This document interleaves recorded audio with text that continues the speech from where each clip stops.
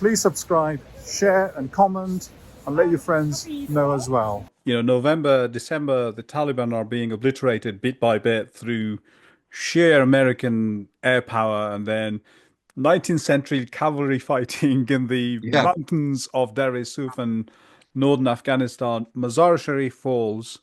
There's a deal between Dostum and Mullah Fazl, who was the yeah. Taliban's, Who's in the government command. now? Yeah, so he was the Taliban's commander in northern Afghanistan, where you in Yeah, the book say, he had a direct hand in the massacre of the Hazaras. But, he's now the deputy defense minister in the Taliban yeah, government. He makes a deal with Dostum about this, Qala-i-Jangi, being used, this massive, compound where, as you said, 400 plus Al-Qaeda fighters are being placed. You've got videos of those times, which is kind of amazing. There's a surreal, you yeah, look back at it now and you look at, the lines of all these kind of really rugged, dirty, long-haired, disheveled men, yeah, lined up. And, there's moments before the uprising, there's Mike Spann who's interviewing this, sitting in front of this, who later became, known as the American Taliban, yeah, trying to convince him to talk to me, look me up. And it's just, talk about the the deal between Fazl and Dostum, and also Mike Spann, but also the overall the Qala-i-Jangi uprising, which yeah, is unworldly vicious in the way it happens and the grisliness of that. yeah. So it's an extremely murky deal even to this day about exactly, what transpired between Faisal and Dosta. But there was a sort of a surrender negotiated, and and then basically you had these 400 Al-Qaeda prisoners, none of whom are Afghans. There was some Pakistanis, um, but as David describes it, otherwise it's sort of the smorgasbord of Al Qaeda. I mean, you had two Americans actually, because there was a Yeah, guy yeah. who was born in Texas, but who was Saudi parentage. You had a guy from Germany. I think you had a guy from Australia. You know, the Philippines. You had Uyghurs, Tatars. People from all over the former Soviet Union, North Africa, Sub-Saharan Africa, basically any country where there was a Muslim. Yeah. Um, they were in that 400. And for David, it was an incredible moment where he used all his languages and cultural sort of expertise. But these guys arrive on the edge of Mazar-i-Sharif on November the 24th, uh, 2001. And then there's like, well, there's some of them, uh, some of them come to Afghanistan to fight and die, a lot of them. Yeah, yeah, yeah. Others, no appetite left in the fight. Some think they haven't really surrendered, or it's a deal, and they're going to go down to Kandahar, or they're going to go to Herat, and so they're not a cohesive. I mean, they're all Al Qaeda, but there's a bunch of Uzbeks from the IMU. Some are super hardcore, some less so. Some are foot soldiers, some are senior sort of people. Many have been trained in Al Qaeda camps. Some met bin Laden, including John Walker Lindh. And so CIA, David, Mike, that they want to sort out these people, who's who, and remember this was a time when we were anticipating the next attack, and also they want to find bin Laden, and they want to, bring the people who perpetrated 9/11 to justice, and so there's a kind of a deal of sorts, you know, arranged with these 400. It's getting late on the 24th, and they want to go to the airport, which was not secure, even less secure than Qala-i-Jangi. And this is a Trojan. What we now know, and that Yeah. is a big part of it, is this Trojan horse operation. In in that, it's now behind enemy lines for the Taliban and Al Qaeda. And if they could have these 400 break out, um, and retake Mazar, then the whole thing, could have been different. but they're taken to Qala-i-Jangi and they're shoved into the basement of this building called the Pink House, which is a Soviet-built Yeah. schoolhouse in the fort, the southern half of the fort. Um, and there's this sort of dungeon, and I've been to it. And it's a spooky, spooky place. A lot of people died down there, but it was fortified. It was like a bunker for storage of ammunition and stuff. And so these 400 are pushed down there overnight. Um, well, that night, as they're being taken in, uh, there's somebody lets off a grenade. It's like a suicide Yeah. grenade, kills a couple of Dostum's commanders, The first including a suicide bomber of the war then. yeah, and including a Hazara commander who looked quite like Dostum. So I think the idea was to kill Dostum. Um, they go. David and Justin actually are in the fort that evening when that's going on, and they're like, "This is this. We need to get home." I mean, there's not much electricity there. It's very sort of chaotic. They haven't been searched properly because you have a sort of Afghan honor sort of Yeah. thing going on, and also the Uzbeks and Hazaras are terrified of these, predominantly Arab foreign Because of what they fighters. had done in the preceding months and years. Absolutely. And their reputation and these guys are on one-way trips. They're not like going to fade into the countryside after this. Um, and so they're not searched properly. They go into the basement of the Pink House. And then the next day, um, it was a very risky thing to do, but every day for Team Alpha was risk, incredible risk, and they're spread very thin. Really, a couple of dozen people across the whole of northern Afghanistan. And so David and Mike go into the fort around about 8 a.m. on November 25th, 2001, and they just have to work out. I mean, Mike didn't speak languages, recent entrant to former Marine, but a recent entrant to the CIA, and a warfighter, paramilitary guy. David at the opposite end of the spectrum, military experience, but he's really a linguist and a cultural sort of expert. And you have Dostum's intelligence people, some of whom are Soviet trained. And so all the languages are covered because of David and Dostum's people. And so these people are brought out of the basement of the Pink House into this compound, and one of Dostum's guys is filming this. So there's Yeah. for me, it was a wonderful resource, to have this and these images of these guys coming out and they're lined up and for some, in hindsight, some plasticuffs, flexicuffs, to have properly bound these people. But instead, they were bound with their turbans, with their hands behind their back, very kind of improvised and unsafe. Very And these laxed as extremely, well. yeah, hindsight's a wonderful thing, but these extremely, uh, you know, dangerous people. The guard force that Dawson provided was sort of like the B team or even the C team. Um, and so that wasn't quite appreciated, I think, by David and Mike. And I mean, I interviewed some of these guys, and a remarkable number of them survived, and that's because they just ran as soon as. Whilst all this is happening, Dostum is focused on Kunduz. So he's there. He's trying to convince the Taliban to That's give right. up. So Yeah. that's where the So sort of he's away, the but the whole final thing is happening here. right the final stand of the Taliban in northern Afghanistan is presumed to be at Kunduz, and that's where American forces are massed, and Dostum's forces and Taliban and Al-Qaeda, they're all there. So this is in the sort of soft underbelly, you Yeah. know, there's this feeling which is incorrect, was incorrect, and even David, I think, realized it was incorrect at the time that everything's sort of sorted in Mazar. Um, but and this was part of a very clever plan which could have worked uh, By Mullah Fazil. by Mullah Basil, and and so around about 11 o'clock on November 25th, most of the prisoners are out. Some of the IMU Uzbeks are still there, and David was speaking to Syed Kamal, who was Dostum's sort of intelligence chief in the fort. And actually, I could not get him to talk to me in 2020. I tried incredibly hard. He was a senior guy in the NDS, the Afghan intelligence service, and I just think Uh, he couldn't. But anyway, he died.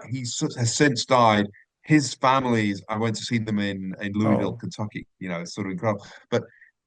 But um, Sayed Kamal tells David that there's some serious guys sort of left in the basement in Uzbeks, and then you see on the video it ends. One prisoner's being brought out, and then you hear sort of shouting and like this kind of a muffled explosion, and then the video finishes. But that's when the prisoners jump the guards. They had weapons on them, grenades and knives and pistols and stuff, and so they overwhelm the guards, kill them, and come rushing out, and that's kind of the crescendo of the book, really, and it's incredible moments where they rush towards Mike Spann. I mean, the guards who had not run are being sort of executed. Um, they rush towards Mike Spann, who's very close to the pink house, and Mike uses his Glock pistol, takes out, a couple of them, and then he has an AKMS, like an AK-47, but yeah, with a yeah, folding stock.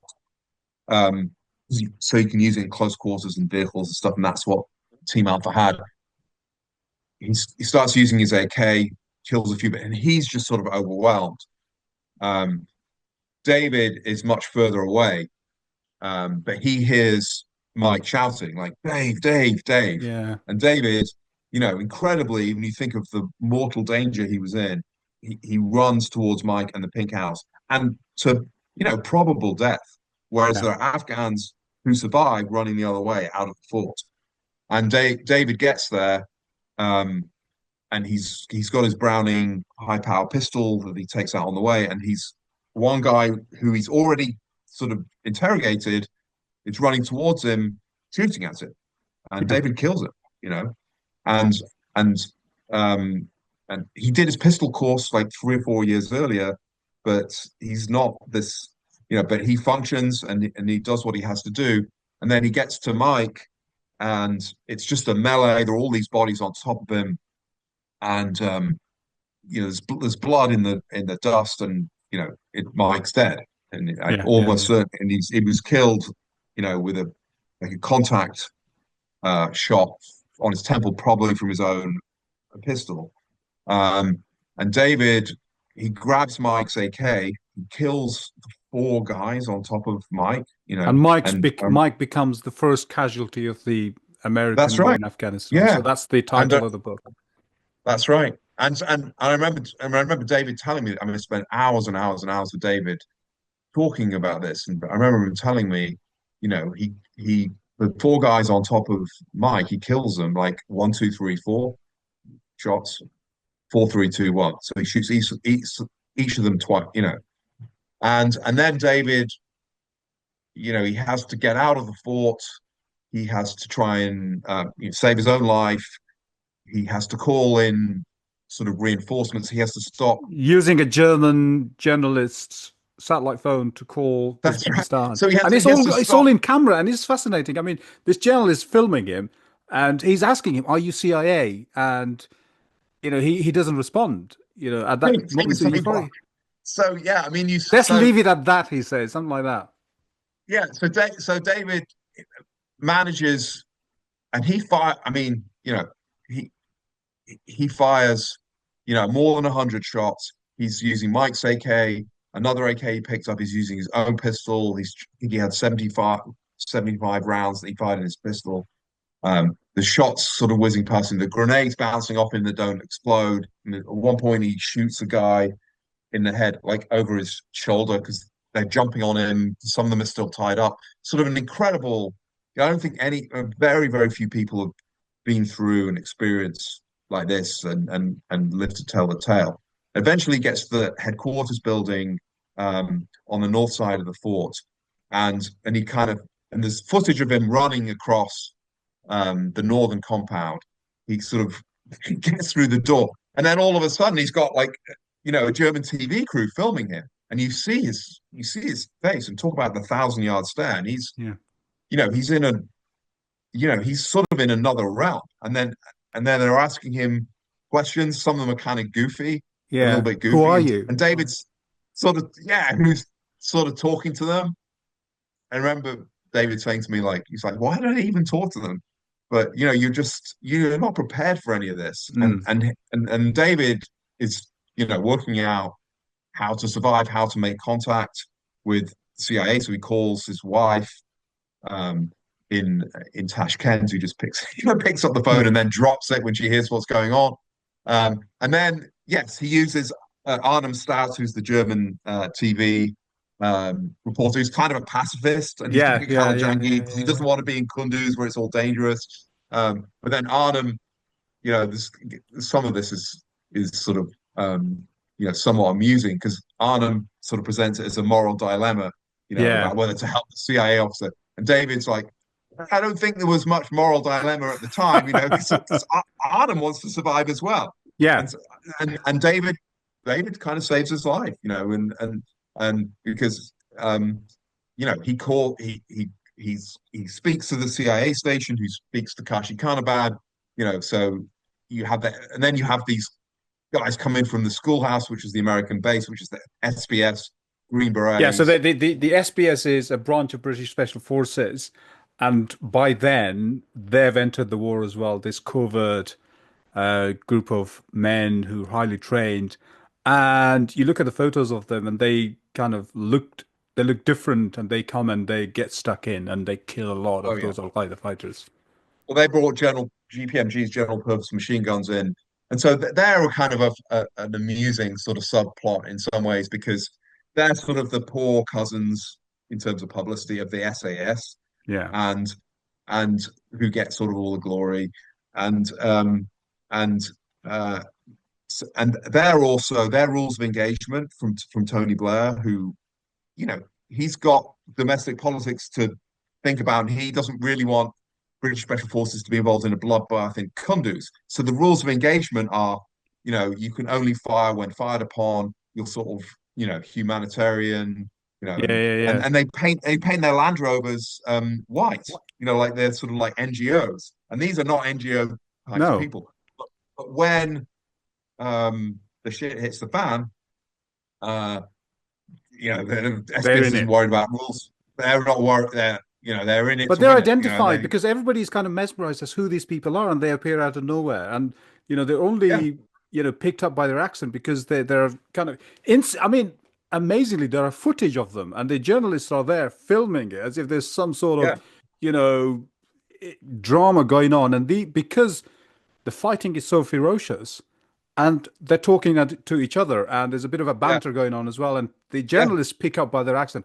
These are not Americans; these are Brits, but they don't talk to the other people. They just kind So of there was yes, exactly. So there was a young Afghan journalist um, who was filming them up on the parapet, and you yes, see them with the with the GPMGs, raining hell down on these Al Qaeda prisoners, and they've got a lot to worry about, and I guess a little Afghan with a camera who's sort of working as a fixer for these news organizations.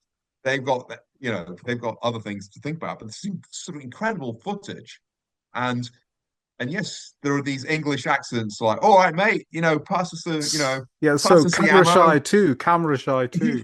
Yeah, that's right. Um, so you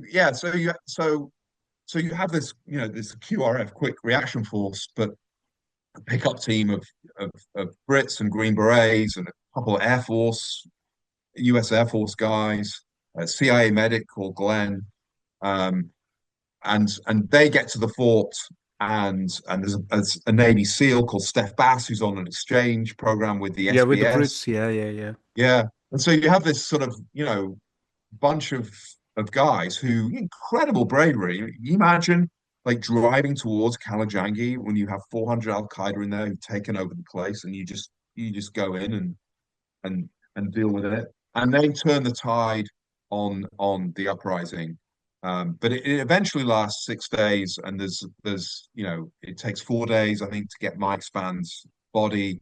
And Commander Fakir, Mohammed Fakir I think it's Mohammed Fakir Jaljani is his full name. He was the commander who located Mike's body. Hmm. Um, and Fakir is in New Jersey now, Oh, and he was right. brought by Badger Six. So we Yeah. have a war, this, um, and actually his son has just arrived. So we just had a breakthrough. His son just arrived, I think But yesterday. the thing about these men is the resolve, and given that firepower, both they didn't give up, and they were not giving up, and there are footage of them. There are kind of holes on the ground, and those two men getting close to them, and they're still firing until they had to flood the basement to get them out. Yeah. So AC-130s came in at night, and Just they can just obliterate yeah, places. But in the end, there were 86 of the 400. Now, small handful probably got out of the fort, and maybe some of the Uzbeks got into Uzbekistan. Um, but really, 300 or so of them are dead. And there's 86 who were left in the basement of the Pink House, which is sort of fortified bunker. So there's nothing you can do to get them out, really. And so one of the Afghans has the idea in the end that is to divert water in there and start flooding it. So you have a lot of dead, you have a lot of corpses down there, people with also terrible sort of fleshes wounds. of the dead horses they eat because it's kind of Yeah, there is. it's Yeah. it's very medieval as well. You've got the Oh, horses, you got the abs humans, and absolutely. And that's why I say when going down into that basement is really sort of spooky. And there's sort of graffiti and things written on the walls. And Americans have been there in subsequent years, but it's still a mess. And there's still bits of weapons and ammunition and hmm, detritus of war that's still there. But yeah, so it floods. And so, you can just imagine the sort of terror in there, yeah, Al-Qaeda guy, and they eventually come out, and the photos of the yeah, state yeah, they're in. I yeah, mean, yeah, yeah, they're yeah, in a terrible, terrible state.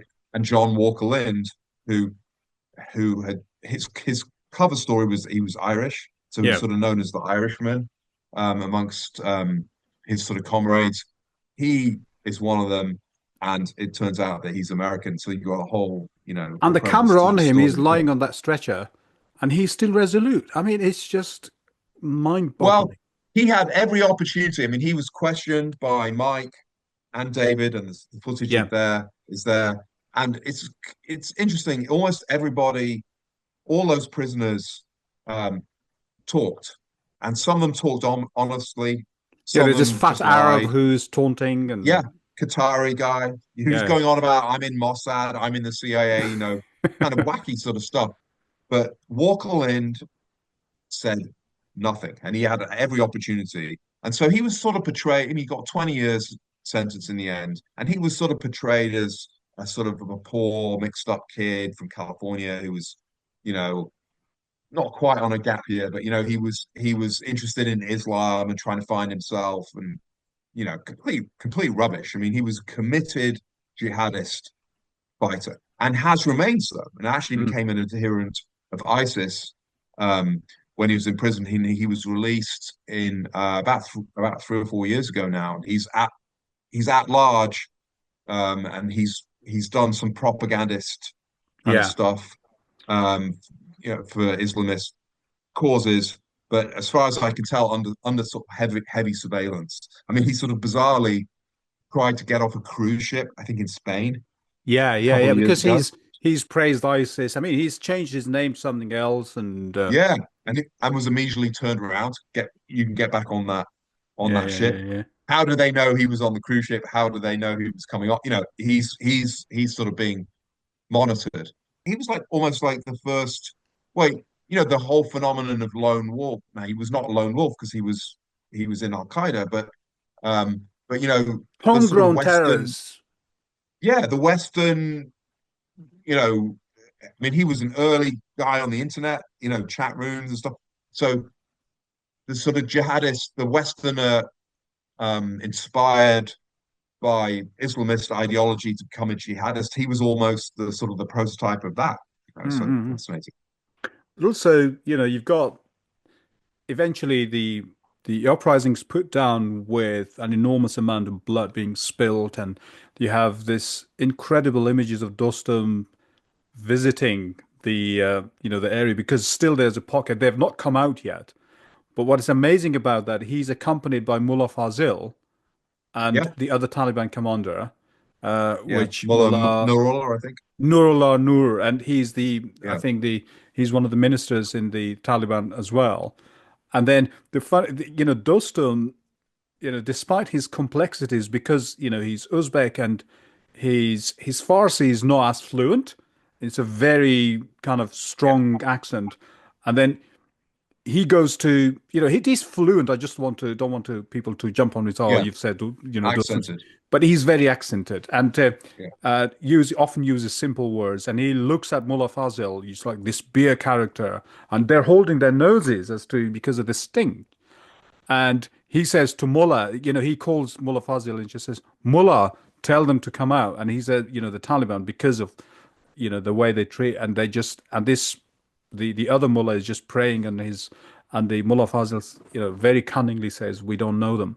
But one thing that comes out that I didn't find in the book in there, and I don't know if you found out the circumstances by which Mullah Fazil and the other Taliban commander were handed over to be taken to Guantanamo because there are pictures of them available being I've got pictures of them. Yeah, I put them out yeah, on Instagram and stuff.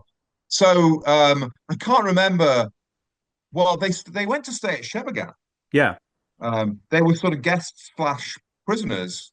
In fact, I think one of them was in the room that I stayed in November 2020. So they were in Shebagan. Um, and I know that the Green Berets rolled them up, literally kind of rolled them up. I think. yeah, yeah, I yeah, yeah. mean, they tied them up and Put them on the back of a were truck. dumped in the back of a like a kind of SUV, and taken to the Mazar airfield. And I think they went to Camp Rhino by Kandahar and then onto a ship. And but they were among the first prisoners in Guantanamo, and they were released to become part of the Doha negotiating Yes, team. and there was Um, this there was this well, in exchange for Bo Bergdahl, but then yes, yeah. became yeah. And then it's fascinating because they've got it's got relevance this relationship between Dostum and these men because the Republic is on its knees and they've got this gathering in Moscow where Mullah Fazil is accompanying the Taliban. He's included in this Taliban delegation, and Dostum is there as well. And it's during that meeting where Dostum walks by him. Dostum is very much in character, this boisterous. He goes to Mullah Fazil, I think. He goes and pats him on the back to say, I'm still around and how are you? And I think at that point where, Mullah Fazil apparently turns on Dostum and verbally abuses him, they've got the history. There's so much that we could sit here talk all day about. You've subsequently met Dostum, you've met Khalili, you've met Mahqiq. And looking back now, and I just don't want to take all of your time, just give us a sense of how do you feel and about this whole scenario or this whole episode. Well, I think there's a lot. It's sort of tragic, really, because the now I'm not saying there were any easy answers, and I'm not going to sit here in Northern Virginia in 2025 and say, oh, it would be one of those people who say, oh, well, of course, if we'd only done this, it would have all worked out fine. But in this period, you had a sort of a US, I guess Western, because the British were there as well, um, formula that sort of that worked. With Hmm. very small numbers of mostly Americans working with the indigenous allies against the foreign invaders who were Al-Qaeda to expel the foreign invaders and working with, you call them warlords or, the the Afghan power brokers, um, who were by no means perfect people, um, but had the same interests as the West in denying a Taliban sanctuary for Al Qaeda. And I do mention it in the book. There was an opportunity for a sort of Taliban rump to be involved in the negotiations in Bonn and to be part of a small part of the new Afghanistan government. And I understand why politically that was beyond the pale in the United States, and probably from Dostum and the Tajiks, and but Karzai certainly Yeah, advocated that if you know think about how much better it would have been to have had a defeated Taliban rump um, involved in those negotiations, whereas instead we had 20 years of war when we tried to build a centralized democracy, and all these warlords were excluded for understandable reasons because of corruption and brutality. But we tried to build, we you know, we tried to shoot for the moon and build a centralized democracy in this country, which is a sort of an amalgam of ethnicities and patchwork of tribes. We tried to do this in our own image. We pumped in billions of dollars. And then, as H. Master talked about, we then had a we then negotiated from a position really of surrender because we said we were yeah. leaving in Doha with Mullah Fazl and Mullah Nasrallah, um, and and then we just pull the rug from underneath the Afghan allies, and there's plenty of blame to go around, but having sort of supported and propped up elements of the Afghan security forces and Afghan government for 20 years, Biden just said, well, okay, I want a bumper sticker that says, I ended the war in Afghanistan. And we're just going to leave with, with, we can leave absolutely nobody. And so, if we'd had less ambition and less hubris, I guess, and tried to do something a little bit smaller that was more hands off and more Afghans working it out in sort of imperfect way in their own country. Um, but instead, we had a formula that kind of worked. And I'm not saying that that was the solution. It was a sort of provisional victory in 2001. But look at where we ended up in, and as you know more than anybody, look at where we ended up 20 years later, and it's just absolutely tragic. Let's end this with a sense of hope, I suppose. If there's any, I mean, what do you see? What is there to make you, when you reminisce about the country, when you talk to all these people that you've helped come to the US, and also these men who went there and fought, and many, many, many of them died alongside many allies from Afghanistan. You know, what is a sense of hope in all of this? So, yes, I think there is hope. It's pretty depressing at the moment, and I'm sure you feel this, more than anybody. But for 20 years, now the reason the United States went to Afghanistan was not to send girls to school or Afghan human rights and stuff, but that was an incredible Byproduct. byproduct of those 20 years. And so there's a generation of Afghans um, who, and obviously 50% of them female, who've grown up um, going going to going to school, um, being educated, being kind of connected to the world, um, and I think that's something the Taliban can't take away. And I think that long term, the Taliban, which does not represent the majority of the people of Afghanistan by any stretch, um, it can't survive. It's unsustainable. And dictatorships can last a long time.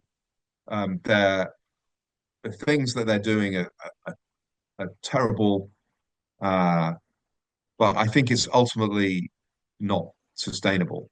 And I think there is a resilience and a resourcefulness about the Afghan people um, that means that this is not the end of the story. I don't know how it's going to, um, what's going to happen, how things are going to unfold. Um, Clearly, there's zero interest in the West, whichever side of the political spectrum you are in the United States. Afghanistan is over. No one wants anything to do with it. We're not going to have a program to help Tajiks in the Panjshir Valley rise up again. We've sort of done all that. So I don't know exactly how it's going to happen, but this is not the end of the story. That's my sort of optimism. On that optimistic note, Toby Harnden, thank you so much. I mean, it's been an absolute pleasure. We could talk all day, but I let you go. And thank you so much for doing it. And thank you for all the things that you do. Well, thank you, Rowan. Thank you for everything you're doing. No, it's a absolute pleasure. Thank you.